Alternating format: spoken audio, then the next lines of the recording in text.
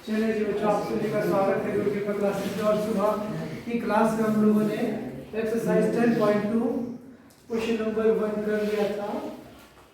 अब हमने करना है question number 2। So question number 2 says हमारे पास एक फिगर बनी हुई है। इसमें बोलते हैं figure 10.11 if TP and TQ are two tangents. ये बोलता है TP और TQ क्या हमारे पास दो टेंजेंट्स हैं to the circle with centre such that POQ angle POQ है हमारे पास 110 डिग्री PTQ। मतलब ये बोलते हैं कि आपने क्या करना है इस वाले, ये बोलते हैं कि आपने इस वाले एंगल की वैल्यू को फाइंड करना है। ठीक है, अगर मैं ध्यान से इस फिगर की तरफ देखूं, अगर सर्कल को छोड़ दूं तो मुझे क्या दिखाई दे रहा है? एक तरीके का ये क्या है? क्वाड्रिलेटरल है। हम इसको साइक्लिक क्वाड्रिलेटरल तो नहीं बोल सकता, बट ये क्या है? एक क्वाड्रिलेटरल है। अब क्वाड्रिलेटरल के 4 एंगल्स का सम कितना होता है हमारे पास? 360 डिग्री होता है ना। अब एक एंगल का मुझे पता है, क्या मुझे इन दोनों एंगल्स के बारे में पता है कि नहीं पता?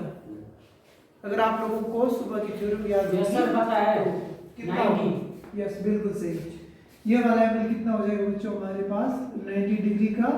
और ये वाला एंगल भी कितना हो जाएगा? 90 डिग्री का। 110 90 90 लास्ट एंगल हमारे पास फाइंड हो गया। 290 होगा, मतलब 70 डिग्री। तो ध्यान से देखो, हमने सुबह ये थ्योरम पढ़ी थी। क्या हमने थ्योरम पढ़ी थी? कि भाई हमने पढ़ा था कि सर्कल, अगर सर्कल के किसी कॉमन पॉइंट से अगर मैं क्या करता हूँ, टेंजेंट ड्रॉ करता हूँ, उस कॉमन पॉइंट और जो रेडियस होगा वो आपस में क्या होंगे? परपेंडिकुलर। उन दोनों के बीच में एंगल कितने डिग्री का होगा? 90 डिग्री। उसी कॉन्सेप्ट का मैंने यहाँ पे यूज किया। अब देखो पेपर में अगर ये क्वेश्चन आता है straightforward as a in terms of MCQs, फिर तो एक लाइन में हम लोग कर लेंगे इसको। ठीक है, अगर पेपर में अगर ये MCQs की फॉर्म में ना आके, कई बार ये क्वेश्चन MCQs की फॉर्म में नहीं आता मालूम, कई बार क्वेश्चन की फॉर्म में भी आ जाता है, फिर उसमें क्या करेगा? ऑप्शन नहीं देगा, सीधा बोलेगा find the value of this. समझ में आ गया? तो हमने इसको कैसे करना है, तो आप क्या करोगे? हम लिख देंगे कि taking quadrilateral POQT, so we will write direct कर रहा हूँ। ठीक है, हम लिख देंगे angle P plus angle T plus angle Q plus angle O 360 degree. Reason क्या है? एंगल सम प्रॉपर्टी हमारे पास। ठीक है जी। अब देखो एंगल P, अब यहाँ पे मेरे पास मुझे पता है 90 डिग्री है हमारे पास, और T एंगल T की वैल्यू फाइंड करनी है। यहाँ पे क्या लिखा है? Angle PTQ।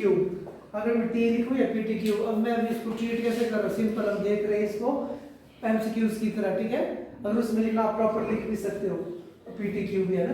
तो एंगल T प्लस Q भी हमारे पास 90 डिग्री। एंगल O POQ कितना हमारे पास? 110। एंगल T कितना आ गया जी हमारे पास? 360 डिग्री माइनस 110 में 90 ऐड किया तो कितना हो गया? 200। 200 में 90 ऐड किया तो कितना हो गया? 290। तो कितना आ गया माइनस करने पे? 70। तो एंगल T बोलूं या P, इसको T लिखूं या PTQ लिखूं, एक ही बात है। वैल्यू कितनी आ गई? 70। तो राइट ऑप्शन इज बी। ये तो शॉर्टकट हमारे पास। ठीक है, अगर MCQs की फॉर्म में आएगा तो। अगर पेपर की मतलब 1-2 नंबर में आएगा, करना हमने बिल्कुल यही है, बट उसमें आपको लिखना पड़ेगा एंगल P एंड एंगल कौन सा था? Q, both are 90 degree because the line joining the set. या हम बोल सकते हैं कि क्या बोल सकते हो? हम बोल सकते हैं कि वही the point of contact of tangent and circle to the radius, the line joining the radius and point of contact of the tangent and circle are perpendicular। मैंने बोला कि वही जो tangent और circle कहाँ पे जुड़ रहे हैं? पॉइंट ऑफ कांटेक्ट पे। पॉइंट ऑफ कांटेक्ट और जो ये आपका रेडियस होता है वो बोथ क्या होते हैं? परपेंडिकुलर। मतलब दोनों क्या करते हैं? 90 डिग्री का एंगल बनाते हैं। बस ये रीजन लिखना है वहां पे। अगर 2 नंबर का क्वेश्चन आता है तो अगर MCQs में आता है तो लिखने की जरूरत है, डायरेक्ट ही कर लेना है आप लोगों ने। समझ में आया? अगर MCQ अगर 2 नंबर में आएगा, डायरेक्ट करोगे 1 नंबर कट जाएगा आपका, बिकॉज आपने रीजन नहीं लिखा है। ज्योमेट्री पार्ट में कुछ भी आप अपनी मर्जी से करते हो, उसमें रीजन लिखना जरूरी है। क्लियर है ना क्वेश्चन, कोई डाउट तो नहीं है? ठीक है, अब हम चलते हैं अगले क्वेश्चन की और। अगला क्वेश्चन क्या होता है बच्चों हम लोगों को?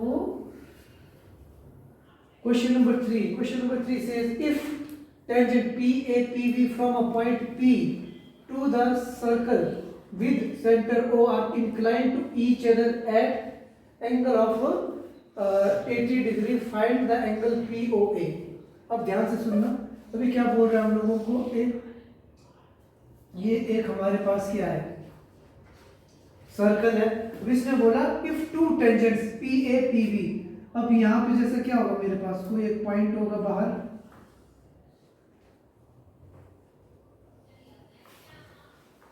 इस तरीके से पॉइंट P, ठीक है।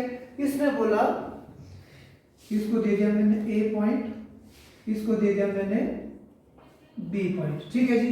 अब ध्यान से सुनना सब। इसने बोला इफ द टेंजेंट PA, ये वाला टेंजेंट PB, ये वाला, at a point P to the circle with centre O inclined each other at an angle 80 degree, ठीक है जी। Find the angle POA। POA ये बोलता है कि हमने क्या करना है, ये वाला एंगल फाइंड करना है जी। If tangent PAPV from a point P to circle with center O are inclined to each other, ठीक है, एक दूसरे के बीच में, ठीक है। अब देखो ये वाला एंगल कितने डिग्री का होगा? ये वाला एंगल 90 डिग्री का, और ये वाला एंगल भी कितने डिग्री का होगा बच्चों हमारे पास? 90 डिग्री का, ठीक है। अच्छा जी, अब मैंने सबसे पहले तो मुझे क्या करना पड़ेगा, अंदर वाला एंगल फाइंड करना पड़ेगा सबसे पहले तो, है ना। और इसने क्या बोला? POA, ठीक है। इसका अंदर वाला एंगल फाइंड करना पड़ेगा पहले कितने डिग्री का होता है, और उसके बाद मैं निकाल पाऊंगा POA POB। जनरली तो वो क्या होगा, इसके हाफ के बराबर ही होगा, बट मेरे को प्रूफ करना पड़ेगा हाफ के बराबर होगा। कब? उसके लिए मुझे क्या करना पड़ेगा, इन दोनों ट्रायंगल्स को आपस में कॉन्ग्रुएंट प्रूफ करना पड़ेगा। अगर कॉन्ग्रुएंट प्रूफ करूंगा तो दोनों एंगल्स क्या हो जाएंगे, आपस में इक्वल। आपस में इक्वल कब होंगे? जब वो आधे के बराबर होंगे। आई बात समझ में कि नहीं आई? लगा पता? अब ये तो अगर सीधा स्ट्रेट फॉरवर्ड क्वेश्चन है, अगर तो एमसीक्यूज में आ गया तो कितना हो गया? 90 जमा 90 कितना हो गया? 180। 180 में 80 जोड़ा कितना हो गया? 260। 260 हो ना, हाँ, और 180 प्लस 260, और टोटल कितना होता है? 360। 360 में 260 माइनस किया तो 100। 100 का हाफ क्या होगा? आंसर सीधा ही 50। अगर तो एमसीक्यूज होगा तो 50 हमारा आंसर आ गया। बट अगर गलती से अगर ये क्वेश्चन क्या हो जाएगा, एमसीक्यूज की जगह किसी दूसरे फॉर्म में आ जाए, तब कैसे करना, तब देखते हैं, ठीक है। तो सबसे पहले हम क्या कर देंगे इसमें, अगेन हम लिख लेते हैं क्वेश्चन नंबर था ये बच्चों आपका 3rd। तो मैंने क्या बोला, कंफ्यूज नहीं होना है। मैंने बोला सबसे पहले हमने क्या करना है, एक एंगल गिवन है मुझे, दूसरा भी गिवन है, तीसरा भी गिवन है, मैं चौथा एंगल फाइंड करना है सबसे पहले। समझ में आ गया पूरा बड़ा एंगल, ठीक है। बट क्वेश्चन ने बोला मुझे POA, इसने आधे एंगल की बात कर रहा है। अगर मैं प्रूफ कर दूं ये दोनों ट्रायंगल्स के आपस में, अगर मैं प्रूफ कर दूं कि भाई यहाँ से लेके यहाँ तक कितना मान के चलते 10 सेंटीमीटर है, अगर मैं ये प्रूफ कर दूं ये दोनों आपस में बराबर है, तो ये कितना होगा? 5। ये कितना होगा? 5। इस तरीके से समझ में आ गई बात। So let us write down. So मैं लिख देता हूं टेकिंग, आप लिख भी सकते हैं कि क्या दिया है, given that tangent PA, given taking two tangents PA PB from a point B to the circle with the center O, ठीक है जी। inclined to each other at angle of 80 degree लिख सकते हैं आप, ठीक है। मैं नहीं लिख डाल चलो, ठीक है। तो मैं लिख सकता हूं टेकिंग क्वाड्रिलेटरल, पता लग रहा है कि नहीं लग रहा है आप लोगों को? पता लग रहा है ना, फास्ट तो नहीं है। टेकिंग क्वाड्रिलेटरल कौन सी वाली, यहां से चलता हूं BOAP, BOAP, ठीक है जी। तो मैं सीधा लिखता हूँ क्या, पहला एंगल कौन सा है मेरे पास, एंगल बी प्लस दूसरा एंगल कौन सा है, पी। ठीक है, तो मैं लिख लेता हूँ एंगल पी प्लस तीसरा एंगल कौन सा है, एंगल ए प्लस चौथा कौन सा है, ओ। अब मैं इसको ओ ना लिख के ना मैं लिख लेता हूँ एंगल ए ओ बी। ठीक है, एंगल ए ओ बी कितनी डिग्री का होगा बच्चों, ये आपके 360 डिग्री का। क्वाड्रिलेटरल के चार एंगल्स का सम कितना डिग्री होता है हमारे पास, 360 डिग्री। मैं कैसे बोल सकता हूँ, एंगल सम प्रॉपर्टी की हेल्प से। ठीक है, एंगल बी कितना है जी हमारे पास, 90 degree, angle P 80 degree, angle A 90 degree और एंगल ए ओ बी की वैल्यू मैंने फाइंड करनी है। ठीक है जी, आप रफ में रीजन लिख सकते हो, एंगल बी और angle A, angle B equals to angle A equals to 90 degree. क्यों, the line joining the radius and, या हम बोल सकते हैं कि भाई the line joining the centre of the circle to the point of contact of the tangent are perpendicular, simple words में। ठीक है, तो उस रीजन को लिख देना है आपने, तब हमारे पास क्या आ जाएगा, 90 डिग्री का बन जाएगा। ठीक है, तो मैं लिख दूंगा एंगल ए ओ बी कितना आ गया था जी, 360 डिग्री माइनस 260 डिग्री। समझ में आ गया, एंगल ए ओ बी कितने डिग्री का आ गया बच्चों हमारे पास, 100 डिग्री का। अब मैंने पूरा बता दिया कि पूरा का पूरा हाथ कितना है, कितना मतलब कितनी इसकी लेंथ, 100।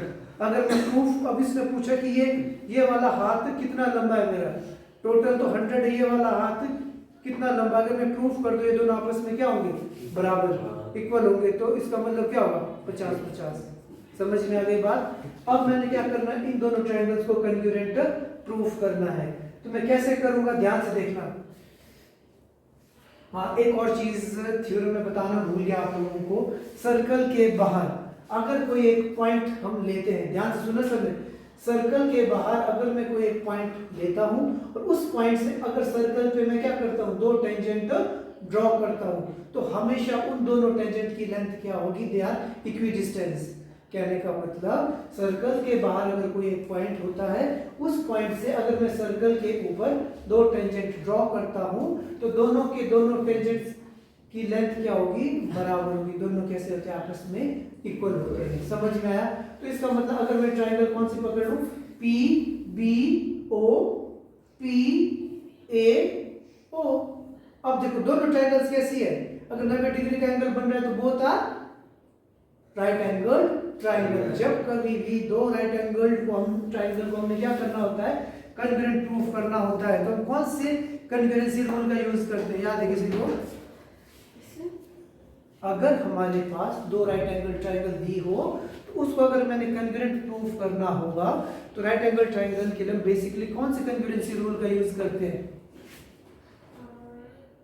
यस आर, आगे right angle rule, RHS rule. ठीक है, RHS rule stands for, R means right angle. इसमें भी 90 डिग्री का एंगल, इसमें भी राइट एंगल। उसके बाद H मींस हाइपोटेन्यूज, सेम। और उसके बाद सेम आ गया ना, हाइपोटेन्यूज को कॉमन आ गया इन दोनों के बीच में। और तीसरा क्या होता है, S मींस साइड, कोई भी एक साइड। RHS रूल लग गया, ये दोनों ट्रायंगल्स क्या हो गए आपस में कन्ग्रुएंट। थोड़ा सा पता लगा, करके देखते देखो। तो अब मैं क्या करूंगा, ध्यान से देखना, टेकिंग ट्रायंगल। अब मैं कौन सी ट्रायंगल पकड़ने वाला हूं, इन दोनों को आपस में कन्ग्रुएंट प्रूफ करने वाला हूं। तो कौन सी, P B O and triangle दूसरी वाली राइट एंगल ट्रायंगल दूसरी कौन सी बच्चों हमारे पास, पी ए ओ। समझ में आया। अब मैंने बोला कौन सा रूल यूज करना चाहता हूं मैं, RHS। R मतलब राइट एंगल। क्या एंगल POB में देखो 90 डिग्री का एंगल बन रहा है, PBO 90 डिग्री का एंगल बन रहा है क्या, तो हम लिखेंगे एंगल B किसके बराबर है, क्या PAO में भी 90 डिग्री का एंगल बन रहा है, बन रहा है ना। एंगल ए, तो हम रीजन लिखेंगे कितने डिग्री का है ये, 90 degree. R H, H means hypotenuse, hypotenuse is which one, P O. दोनों ट्रायंगल्स में पी ओ क्या आ रहा है हमारे पास, कॉमन। ठीक है, आई बात समझ में कि नहीं आई, पता लग गया ना ट्रायंगल कैसे हमारे पास, ऐसे ही ट्रायंगल पीओ को लिखेंगे हम कॉमन साइड ऐसे, ठीक है ना, समझ में आ गया ना। अब इस पे क्या बन रहा है हमारा, 90 डिग्री का एंगल बन रहा है, ठीक है। और ये हमारे पास क्या है, बेस, ये हो गया हाइपोटेन्यूज है हमारे पास ओपी है ना, ठीक है जी।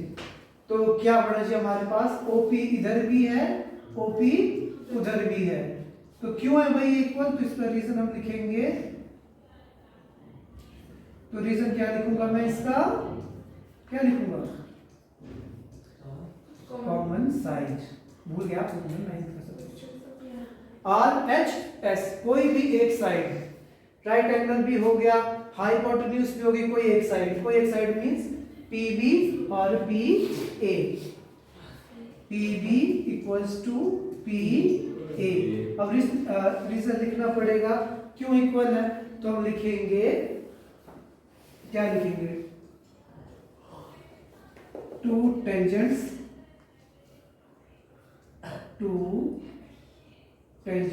drawn from common point are equidistant।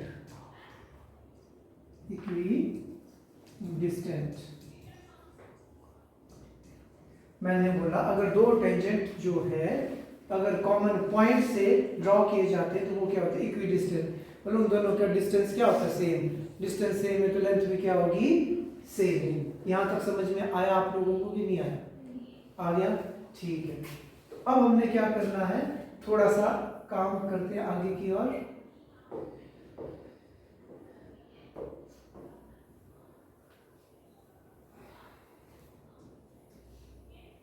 दोबारा एक्सप्लेन करूंगा तो समझ में नहीं आया, ठीक है, ठीक है जी।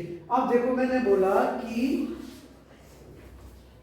आर एच एस, तो क्या ये दोनों ट्रायंगल्स आपस में कॉन्ग्रुएंट है कि नहीं है, तो मैं बोलूंगा therefore triangle PBO is congruent to triangle PAO by which one rule, RHS rule.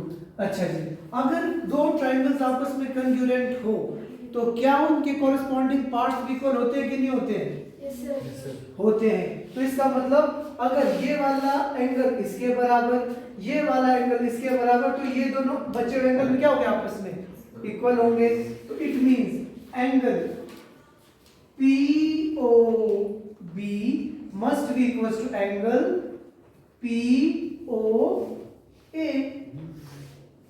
यही मतलब हुआ ना, हुआ। अब ध्यान से देखना, तो इसका मतलब मैं क्या लिख सकता हूं, एंगल हमने क्या निकाला था, AOB can be written as half of angle POA। लिख सकता हूं कि नहीं लिख सकता हूं, लिख सकता हूं, लिख सकते हैं, लिख सकता हूं, ठीक, ओ सॉरी लिख नहीं सकता हूं, उल्टा लिखा मैंने, ऐसे नहीं लिख सकता हूं, मैंने उल्टा लिखा।